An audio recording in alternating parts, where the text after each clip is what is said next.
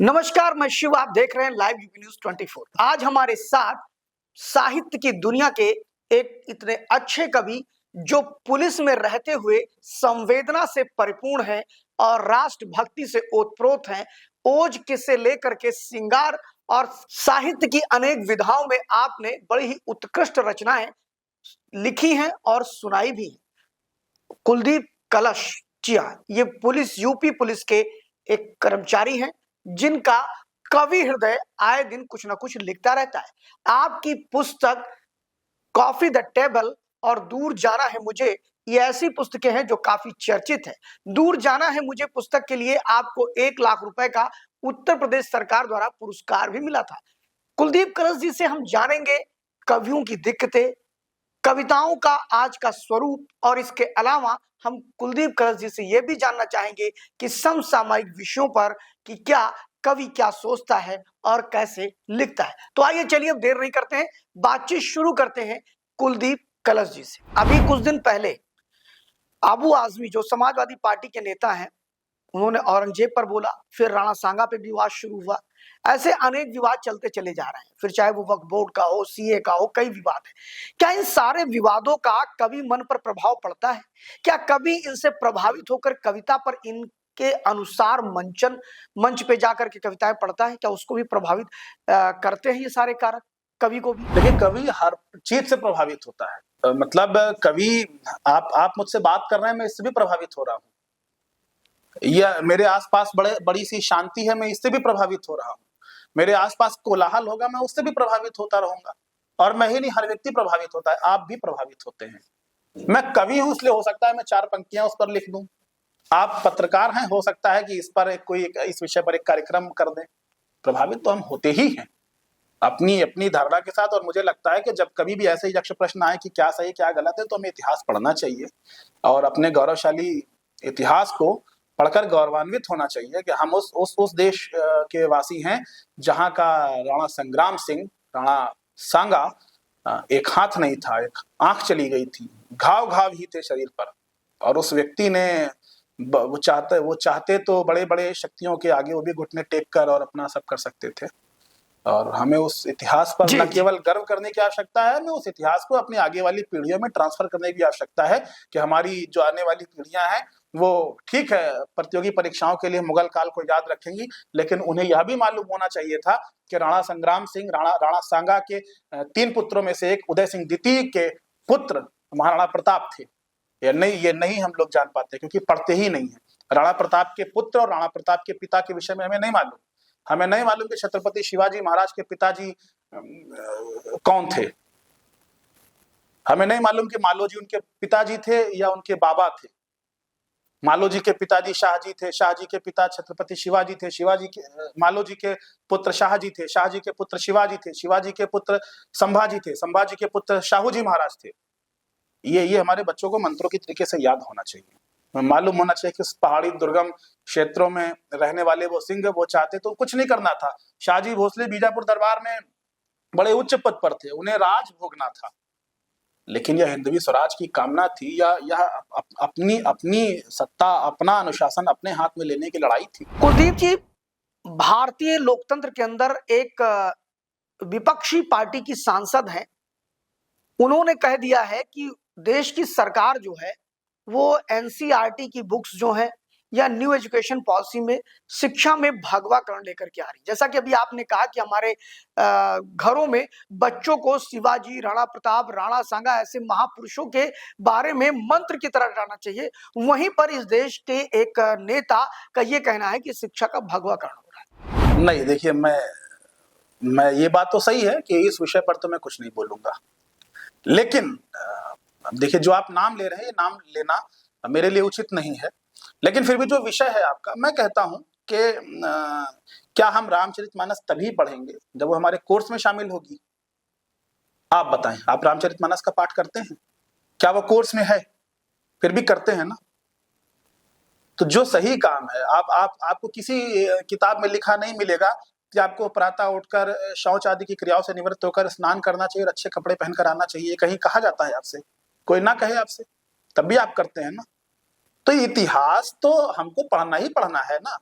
इतिहास इसलिए नहीं पढ़ना है कि हमें प्रतियोगी परीक्षाओं में जाकर एक सवाल पर टिक मार के आना है। ये सरकार का काम है, वो सरकार करेगी। हम लोग अपना मत रख सकते हैं, और मत भी रखने के लिए सबके पास अपने अपने पैरामीटर्स हैं, उस पैरामीटर्स के अंदर ही मत रख सकते हैं।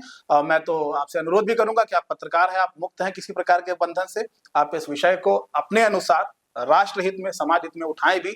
लेकिन मेरे लिए जो अभी धर्म मेरा ये कहता है कि जो हमारी भारत सरकार, हमारी उत्तर प्रदेश सरकार या जो भी हमारी सरकार है, वो जो नियम, जो पॉलिसी लाएगी उसका हमें पालन करना है। सही गलत का आकलन करने के लिए, समीक्षा करने के लिए आप लोग हैं। कुलदीप कलश जी ने कई बार चर्चा करी, बार बार आपने अपने इस पूरे साक्षात्कार के अंतर्गत आपने कई बार उस महान कवि का नाम लिया जो कवि कुलभूषण है, और उनकी रचना का रामचरितमानस का। जी हाँ, समझ गए आप, गोस्वामी तुलसीदास जी की मैं बात कर रहा हूं, जो कि भक्ति काल के एक महान कवि हुए। गोस्वामी तुलसीदास जी को जन्म को लेकर के बड़ी भ्रांतियां हैं, और खासतौर इसको लेकर के बड़ा विवाद है। कोई कहता है एटा में उनका जन्म हुआ उत्तर प्रदेश के, कोई कहता है बांदा में हुआ, कोई कहता है सरयू घाट के तीरे यानी कि गोंडा के राजापुर में हुआ है। इसको लेकर के जो विवाद पनपा वो हमारे माध्यमिक शिक्षा बोर्ड में उसको 3 जगह दर्शाया गया है। तो क्या आपको नहीं लगता है कि जो गोस्वामी तुलसीदास जी के जन्म का जो विवाद है वह समाप्त होना चाहिए, और कोई व्यक्ति सिर्फ एक ही जगह जन्म ले सकता है, 3 जगह तो जन्म लेगा नहीं। तो कुल मिलाकर के क्या आपको लगता है कि विवाद समाप्त होना चाहिए, जो कि अब न्यायालय में पहुंच चुका है? अगर कहीं कोई वाद विवाद है, देखिए मेरी जानकारी कम है, मुझे नहीं मालूम था कि इस पर विवाद भी है, लेकिन अगर कहीं है तो ठीक है, एजेंसीज हैं, संस्थाएं हैं, वो उसकी गणना करेंगी, उसकी जांच पड़ताल करेंगी। और ये तो अच्छी बात है कि महापुरुषों के विषय में होड़ में लग जाए कि ये मेरे हैं, ये मेरे हैं, ये मेरे हैं। जैसे संभाजी की बात आई, कवि कलश की बात आई, तो मेरे लिए प्रसन्न होने का विषय कि उनका संबंध उन्नाव से था, या उत्तर प्रदेश से था, या उत्तर भारत से था। उत्तर भारत के समस्त राज्य इस पर गर्व करें कि कवि कलश उत्तर भारत के थे। उत्तर भारत के समस्त राज्यों में उत्तर प्रदेश गर्व करे कि उन उत्तर भारतीय प्रदेशों में भी वो उत्तर प्रदेश के थे, और उस उत्तर प्रदेश में भी उन्नाव के लोग ये गर्व करें कि उत्तर प्रदेश में भी वो उन्नाव के थे। तो ये तो महापुरुष, ये देखिए इतिहासकारों का काम है फैक्ट निकालना, हम जैसे शिक्षार्थियों का काम है फैक्टों का अध्ययन करना और अपनी जानकारी को अपडेट करना। उसके अनुरूप अगर मैं कवि हूं तो कवि कर्म निभाऊं, आप पत्रकार हैं तो पत्रकार धर्म निभाएं। उसके लिए तमाम संस्थाएं हैं, भारत सरकार के पास भी हैं, जो इस बात की जांच पड़ताल करेंगी। और मुझे लगता है कि जो महापुरुष होते हैं वो ठीक है, वो एक तथ्य हो कि वो वहां के रहने वाले थे, लेकिन वो अखिल भारत के होते हैं, अखिल विश्व के होते हैं। छत्रपति शिवाजी महाराज को खाली महाराष्ट्र में नहीं पढ़ाया जाना चाहिए। छत्रपति शिवाजी महाराज को तो मैं फिर वही कह रहा हूं कि आप काउंटर प्रश्न करेंगे, ये तो हर बच्चे को मालूम होना चाहिए। और कभी भी शिवाजी का नाम शिवाजी करके ना ले, छत्रपति शिवाजी महाराज कह के उनका नाम लेना चाहिए। कुलदीप जी एक गायिका है जिनका नाम है नेहा सिंह राठौर, वो भी एक कवि की विधा में कविता और गाना गाती हैं। तो अक्सर वो सरकार के खिलाफ ही बोलती है। हर विधानसभा और लोकसभा के चुनाव के पहले उनके गीत आते हैं, उनकी कुछ कविताएं आती हैं, कुछ वो 2-4 पैरोडी सॉन्ग्स करती हैं, और वो सरकार को घेरती हैं। क्या ये माना जाए कि सरकार को घेरने वाले नेहा सिंह राठौर जैसे लोग ही सच्चे कवि हैं? ऐसा तमगा लगा है कि सरकार का विरोध करना मतलब आप अच्छे कवि, ऐसा है क्या? लोक गायिका है वो, तो हाँ। कवित्री पर मुझे संशय है। मुझे लगता है लोक गायिका है, शायद कोई और राइटर होता। फिर ये वही प्रश्न हो गया ना, सरकार के खिलाफ या किसी के खिलाफ इसको इस दृष्टि से ले ही क्यों रहे हैं। आपने जिनका नाम लिया वह क्या कवि सम्मेलनों के मंच पर दिखाई देते हैं? आप देखें ना वो किन मंचों पर रहते हैं, आपके प्रश्न का जवाब मिल जाएगा। आप लखनऊ का या कहीं का कोई बड़ा कवि सम्मेलन बताएं जहां पर वो आए, वो लोक गायिका है। लोक कला का जब मंच होगा तो वो रहती है, लोक गायिका है, अच्छा स्वर है ईश्वर ने उन्हें दिया हुआ है, अच्छे कंठ की धनी है। कंटेंट वो है, वो अपनी सबकी देखिए व्यावसायिक दृष्टि भी होती है, किसी किसी की हाँ वैचारिक दृष्टि भी होती है। वो मैं उनसे कभी मिला नहीं, मैं उनको जानता नहीं। मैंने पहली बार उनका एक गीत सुना था, मैं बड़ा प्रभावित हुआ था। उसके बाद मुझे उनके किसी गीत में ऐसा कुछ दिखा नहीं कि वो कवि उनके नाम के साथ कवित्री जोड़ा जाए। पहली बार जब मैंने इनको यूट्यूब पे सुना था, वो इलाहाबाद दिल्ली के खूब पढ़वैया अंधरी नैया के राम खेवैया करके, मुझे लगा नहीं ये मतलब मैं तो ना कभी इलाहाबाद में रहा ना कभी दिल्ली में रहा, अच्छा लगा। अब उसके बाद मुझे तो लगा कोई भी ऐसी उनकी रचना रही है जिससे आप कहें कि नहीं एक कविता है। कुलदीप जी, जैसा कि साहित्य के क्षेत्र में कई काल आए, आधुनिक काल है, भक्ति काल है, और कई कालों की हम चर्चा करते हैं। वर्तमान समय का जो साहित्य जगत है काव्य का, वह कौन से काल की रचना में आएगा, या इसको आप क्या नाम देना चाहेंगे? अ, उत्तर आधुनिक काल भी नहीं कहेंगे इसे, प्रगतिवादी भी नहीं कहेंगे इसे, क्या ही कहेंगे इसे, संक्रमण काल कह लीजिए। अच्छा, एक देखिए संक्रमण काल भी इसलिए कह लीजिए, ये नकारात्मक दृष्टि में संक्रमण काल नहीं, संक्रमण मुझे लगता है जैसे आपके शरीर के अंदर कुछ गड़बड़ी हो रही होती है, आपको पता नहीं चलता, आपको पता तब चलता है जब आपको जुकाम हो जाता है, बुखार हो जाता है, आप बीमार पड़ जाते हैं और तब आप दवा करते हैं और आंतरिक रोगों का उपचार आप करते हैं। तो इस समय बहुत बहुत अच्छा अच्छा काम कविता में हो रहा है। कविता अपने मतलब सबसे आकर्षक माहौल में अब तक के आ चुकी है। कविता बहुत अच्छा लिखा जा रहा है।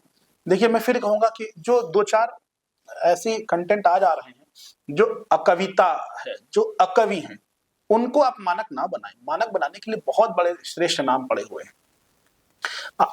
आपको गीत पढ़ना हो, कभी आप जाइएगा फेसबुक पर, आप बीएम बृष्टि को सुनिए, पढ़िएगा, आप इति शिवहरे को सुनिएगा, आप पंकज पराग को सुनिएगा, पढ़िएगा, आप प्रमोद पवैया को पढ़िएगा। अब आपको कविता का आनंद, आप ज्ञान प्रकाश शाकुल को, राघव शुक्ल को पढ़िएगा, आपको लगेगा ये नाम आपने शायद पहली बार सुने होंगे, क्योंकि इनकी रील्स नहीं है, इनके टीवी पर वीडियोस नहीं आते हैं, लेकिन आप पढ़ेंगे तो निश्चित रूप से उनके गीतों के साथ आप यात्रा कर ले जाएंगे। बहुत अच्छा लिखा जा रहा है। बस मैं तो आपसे अनुरोध यही करूंगा कि आप इनको बुला कर मंचों पर लाएं, ऐसे स्टूडियो में उनको बिठाएं, उनको सुने, और आपके चैनल पर ये सब जाए तो लोग जाने कि अरे वो जो 10, 20, 25, 30 नाम कवियों के नाम पर, उनके अतिरिक्त भी बहुत कविता है। आप उन्नाव, रायबरेली, सीतापुर, लखीमपुर, हरदोई, इनमें घूम लीजिए, प्रत्येक गांव में आपको एक से एक धुआंधार कवि मिल जाएंगे। कुलदीप जी, 1953 में प्रगतिशील लेखक संघ बना था, जिसको वामपंथी साहित्यकारों ने बनाया था। आज की डेट में ये प्रगतिशील लेखक संघ जो है, उसमें रामविलास शर्मा, वो भी उन्नाव से बिलोंग करते हैं, वो उन्होंने इसकी रचना की थी, और जब उन्होंने एक पुस्तक लिखा पश्चिम से वेदांत, तो इसको लेके बवाल मचा और फिर वो वहां से बाहर हो गए। फिलहाल उन्होंने गोस्वामी तुलसीदास का जमकर विरोध किया था, और तुलसी के वो बहुत बड़े आलोचक भी माने जाते थे। इस पर आप क्या कहना चाहेंगे?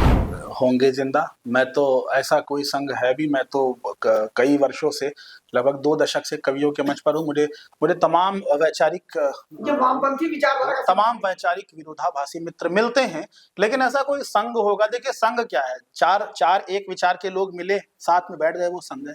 जितना मैं समझ पाता हूँ, हम, आप और 2 लोग और एक विचार के मिल गए तो हमारा एक संघ बन गया। अब हम सोच रहे हैं कि नहीं, हम इसी विचार पर अब हम सब यही कविता लिखेंगे जो सोच आपको हास्य पसंद है, तो हमने कहा हम हास्य कवि संघ बना लेंगे, कविता तो केवल हास्य की ही लिखी जाएगी।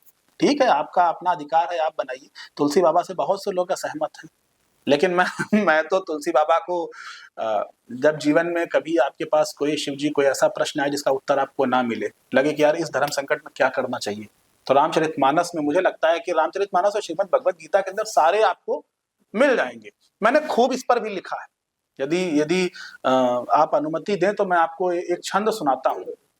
जब आपको लगे, शिव जी, कभी कभी लगता है ना कि जैसे आपने जिन चीजों का नाम लिया कि मेरे पास, तो अभी हम लोग पार्श्व में चर्चा कर रहे थे कि कभी कभी लगता है कि नहीं, मुझे ये भी प्राप्त होना चाहिए था लेकिन नहीं मिला, मैं तो ये भी डिजर्व करता था लेकिन नहीं मिला। आप तो कितने अच्छे वक्ता हैं, आपको सुनने तो लोग आते हैं लेकिन आपको हटा दिया जाता है। याद है ना, भी चर्चा हुई थी।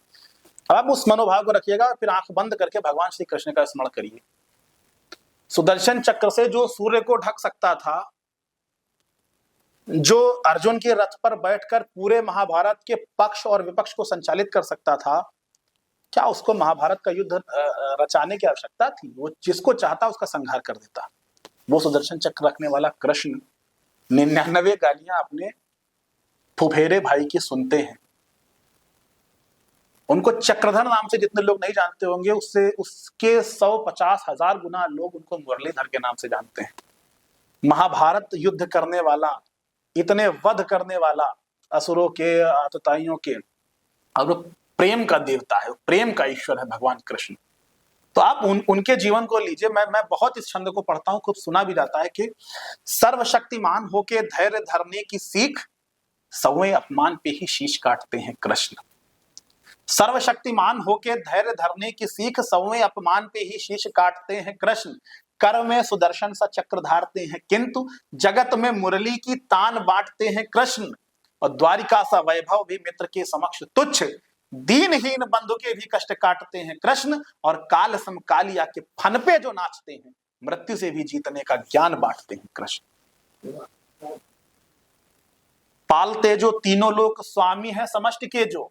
जब आपके अंदर ये गुरूर आ जाए, जब कुलदीप कलश के अंदर ये गुरूर आ जाए कि मैं बहुत बड़ा कवि हो गया हूं और मुझे तो एक मिनिमम प्रोटोकॉल फॉलो ही करना है, अगर शिव जी का साक्षात्कार मेरा ले रहे हैं तो मेरे लिए ये व्यवस्थाएं ही होनी चाहिए, तब आप भगवान कृष्ण जो माखन चोर कहे जाते थे, और वो फोक और चम्मच से नहीं, वो ऐसे उठाते थे और माखन चाट के खाते थे, मुंह पे पोत लेते थे, और यशोदा मैया दे के छंटी उनको पीटती थी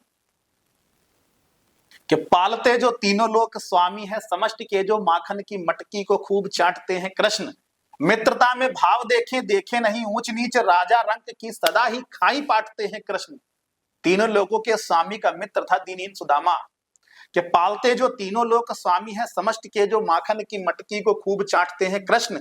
मित्रता में भाव देखे देखे नहीं ऊंच नीच, राजा रंक की सदा ही खाई पाटते हैं कृष्ण। भक्त हेतु भगवान वचन भी तोड़ते हैं, तोड़कर जोड़ने का ज्ञान बांटते हैं कृष्ण। और लीलाधर घनश्याम छलते हैं छलिया हैं, छल छल सारे छल छंद छाटते हैं कृष्ण। अब आप बाबा तुलसीदास को, आप वाल्मीकि जी को आप असहमत हो लीजिए, विचार है जो जिस विचार में जिसकी ग्रोइंग होती है वो उससे प्रभावित होता है। लोग भूल जाते हैं कि जो शहीद आजम भगत सिंह हैं, हम लोग उनका नाम लेते हैं और मतलब वंदना हो जाती है, इतने पुण्य नाम है ये।